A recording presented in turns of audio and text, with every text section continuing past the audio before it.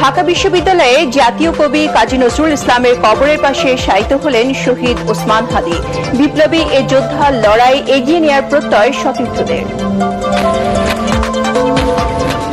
শহীদ ওসমান হাদীর জানাজায় কয়েক লাখ মানুষের ঢল। হাদীর শেখানো মন্ত্রে উজ্জীবিত হবে বাংলাদেশ, প্রধান উপদেষ্টা। 24 ঘন্টার মধ্যে খুনিদের বিষয়ে জানাতে আলটিমেটাম ইনকিলাব মঞ্চের। সারা দেশে ওসমান হাদীর গায়েবানা জানাজা অনুষ্ঠিত। আত্মার মাগফিরাত কামনা করে বিশেষ দোয়া ও মোনাজাত। পালিত হল একদিনের রাষ্ট্রীয় শোক।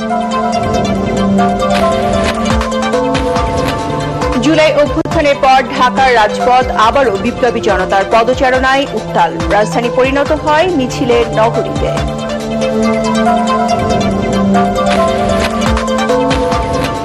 এবং দেশে ফিরল সুদানের সন্ত্রাসী হামলায় শহীদ সেনাবাহিনীর 6 শান্তিরক্ষীর মরদেহ। কাল ঢাকা সেনানিবাসে জানাজা শেষে পরিবারের কাছে হস্তান্তর।